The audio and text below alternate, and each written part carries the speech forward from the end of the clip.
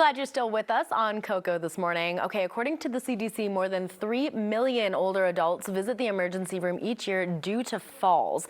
Well, there are a few easy things that we can do as older adults or caregivers to help prevent these falls. Earlier, Claudia caught up with Synergy Home Care gerontologist Dr. Macie Smith to learn more. Well, first off, why does the risk of falling increase as we age? A myriad of reasons. Many of our seniors are taking medications that could cause disorientation, drowsiness, confusion. That could lead to falls, and so it's great for seniors to get a falls assessment from their doctors annually. Okay, what kind of conversations should they be having with doctors when it comes to really understanding those fall risks?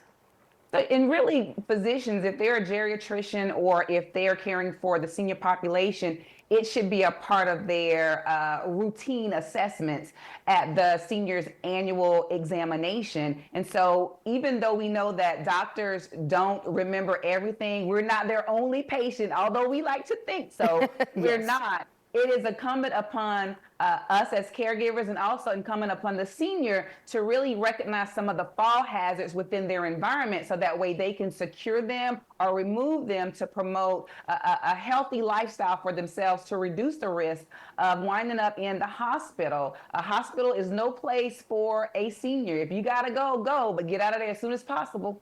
Okay, see, that's good advice, and you also bring up a good point. Let's start at home with the things we have around. What are those things that could be a danger? So one of the things is a drop cord. So I'm from the South, so I say drop cords. The other people in the city, they say extension cords. Okay. So the extension cords, the throw rugs, you want to remove those throw rugs or you want to secure the throw rugs. Look in your bathroom. The bathroom is one of the most dangerous places you will ever want to fall because of the porcelain, because of the sharp edges. You want to make sure you have the raised toilet seat, the bath bench, also the grab bars. They're very, very, very important. And then, it's spring coming up, right? The sun is in the air. Also, the pollen is in the air.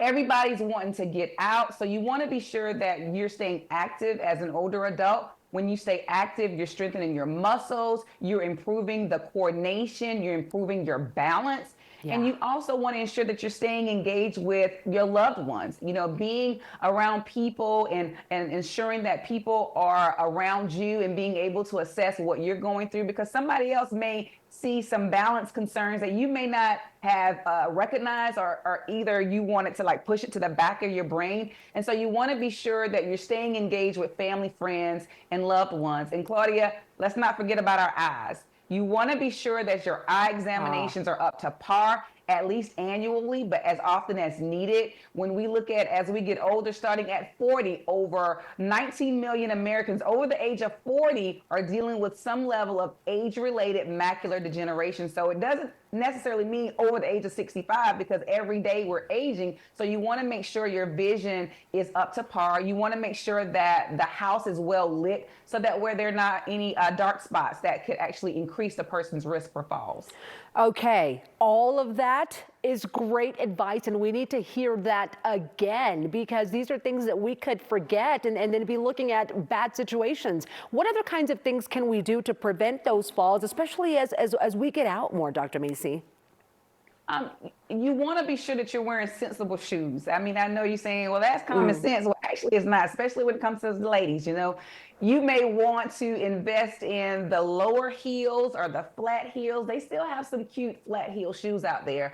So you want to be sure that you're not putting yourself at higher risk based on your wardrobe. You also want to keep in mind certain times of day that's appropriate for you to get out. If you don't do well at night, you don't need to be driving at night. You don't need to be going out at night alone unless you're with someone else who is driving. Sometimes, Claudia, people don't do well at the height of the day when the sun is really bright. There have been a lot of car accidents when the sun is setting, because that sun is in your eye. So you want to be sure that you are scheduling the things that you need to do and the things that you want to do around certain times of day that are amenable to you to be able to function optimally, again, to reduce your risk of accident, injury, and falls. So true. Well, great information. Thank you so much, Dr. Macie, for being with us this morning. Thank you so much, Claudia, for having me. Absolutely. And that is Dr. Macie Smith, everyone. For more helpful tips and to get a free fall prevention guide, all you have to do is go to synergyhomecare.com.